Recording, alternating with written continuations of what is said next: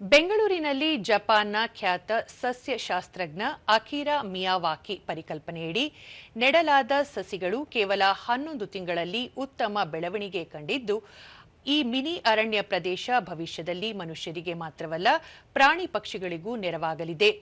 ಜಪಾನ್ನ ಅಕಿರಾ ಮಿಯಾವಾಕಿ ಅವರ ತತ್ವದಡಿ ಬೆಂಗಳೂರಿನ ಪ್ರದೇಶವನ್ನು ಅರಣ್ಯಮಯವಾಗಿಸಲು ಅವೇಕ್ ಯಂಗ್ ಇಂಡಿಯಾ ಫೌಂಡೇಶನ್ ಎಂಬ ಸಂಸ್ಥೆ ಮುಂದಾಯಿತು. ಈ ನಿಟ್ಟಿನಲ್ಲಿ ಇಂದಿರಾ ಗಾಂಧಿ ರಾಷ್ಟ್ರೀಯ ಕಲಾಗ್ರಾಮದ ಬಳಿ ದೊರೆತ ಕಡಿಮೆ ಜಾಗದಲ್ಲಿ ಹೆಚ್ಚು ಗಿಡ ನೆಡುವ ಯೋಜನೆಗೆ ಸಿನಾಪ್ಸಿಸ್ ಎಂಬ ಸಂಸ್ಥೆ ಧನಸಹಾಯ ನೀಡಿತು. ಬೇವು, ಕರಿಬೇವು, ಆಲದ ಮರ, ಮಹಾಗನಿ, ಬೆಟ್ಟದ ನೆಲ್ಲಿಕಾಯಿ, ಚೆರ್ಲಿ, ಪೇರ್ಲೆ, ಬೆಲ್ಲದ ಹಣ್ಣು, ನೇರಳೆ, ಗೇರು ಹಣ್ಣು, ಸೀತಾಫಲ ಸೇರಿದಂತೆ ದೇಶ ವಿದೇಶಗಳ ನಾನಾ ಬಗೆಯ ಗಿಡಗಳನ್ನು ಇಲ್ಲಿ ನೆಡಲಾಗಿದೆ. ದೂರದರ್ಶನದೊಂದಿಗೆ ಅವೇಕ್ ಯಂಗ್ ಇಂಡಿಯಾದ ಸದಸ್ಯ ಪ್ರಸನ್ನ ನಾಯಕ್ 1 ವರ್ಷದ ಹಿಂದೆ ನೆಟ್ಟ ಗಿಡಗಳನ್ನು ಪರಿಶೀಲಿಸಿ ಮತ್ತಷ್ಟು ಆರೈಕೆ ಮಾಡಲು ಮುಂದಾಗಿದ್ದು ಸಂತಸ ತಂದಿದೆ ಎಂದರು. ಈ ಮಿಯಾವಾಕಿ ಫಾರೆಸ್ಟ್ ಮೆಥಡ್ ಪ್ರಕಾರ ಚಂದ್ರಶೇಖರ್ 1 ಲಕ್ಷ ಒಂದು ಸ್ಕ್ವೇರ್ ಮೀಟರ್ ಅಲ್ಲಿ ನಾವು 3 ಗಿಡಗಳನ್ನ ನೆಡೋ ತರದಲ್ಲಿ ಪ್ಲಾನ್ ಮಾಡ್ಕೊಳ್ಬೇಕು. ಅದಕ್ಕೆ ಅನುಗುಣವಾಗಿ ನಾವು ಇಲ್ಲಿ ಗಿಡವನ್ನ ನೆಟ್ಟಿದ್ದೀವಿ. ಅಂತರದಲ್ಲಿ ವಿಜ್ಞಾನಿ ಚಂದ್ರಶೇಖರ್ 1 ಲಕ್ಷ ಗಿಡ ನೆಡುವ ಗುರಿ ಹೊಂದಿದ್ದು ಹಂತ ಹಂತವಾಗಿ ಅಷ್ಟು ಸಸಿಗಳನ್ನು ನೆಡಲಾಗುವುದು ಎಂದು ಹೇಳಿದರು. ನಮ್ಮ ಬೆಂಗಳೂರಿನಲ್ಲಿ ನಾವು ನೋಡಿರೋ ಹಾಗೆ ಎಲ್ಲ ಕಡೆ ಮರಗಳು ಕಮ್ಮಿ ಆಗ್ತಾ ಇದ್ದಾವೆ. ಅದಕ್ಕೋಸ್ಕರ ಇದು ಗೌರ್ಮೆಂಟ್ ಆಗಲಿ, ಸಂಘ ಸಂಸ್ಥೆಗಳು, ನಾನ್ ಗೌರ್ಮೆಂಟ್ ಆರ್ಗನೈಸೇಷನ್ಸು ಮತ್ತು ಪ್ರೈವೇಟ್ ಆರ್ಗನೈಸೇಷನ್ಸು ಎಲ್ಲರೂ ಕೈಗೂಡಿ ಈ ಥರದ್ದು ಸುಮಾರು ಕಾರ್ಯಕ್ರಮಗಳನ್ನ ಅಳವಡಿಸ್ಕೊಂಡಿದ್ದಾರೆ.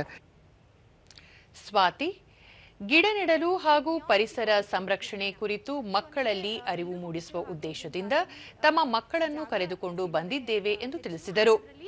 ಈ ಫಾರೆಸ್ಟ್ ಅಲ್ಲಿ ನಾವು ಕಡಿಮೆ ಜಾಗದಲ್ಲಿ ಅತಿ ಹೆಚ್ಚು ಗಿಡಗಳನ್ನ ನೆಡೋದಕ್ಕೆ ಒಂದು ಅವಕಾಶ ಸಿಕ್ಕಿದೆ.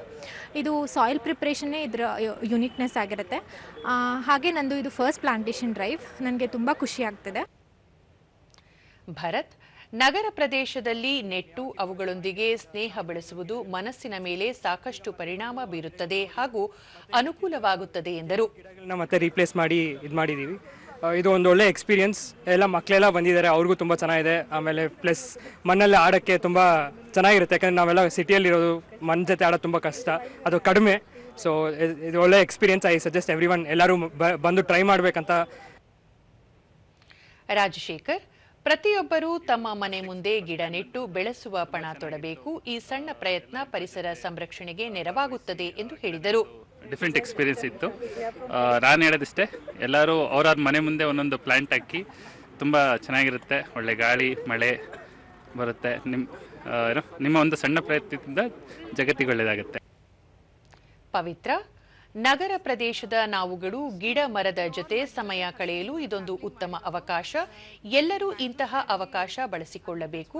ಅವಕಾಶ ಸಾಕಷ್ಟು ಖುಷಿ ನೀಡಿದೆ ಎಂದು ಸಂತಸ ವ್ಯಕ್ತಪಡಿಸಿದರು. ಕ್ಲೈಮೇಟ್ ಚೆನ್ನಾಗಿತ್ತು. Over all we enjoy. ನಾವು ಆಸ್ ಎ ಟೀಮ್ ನಾವು ಒಂದು 25+ ಸ್ಯಾಪ್ಲಿಂಗ್ಸ್ ಮಾಡಿದ್ದೀವಿ.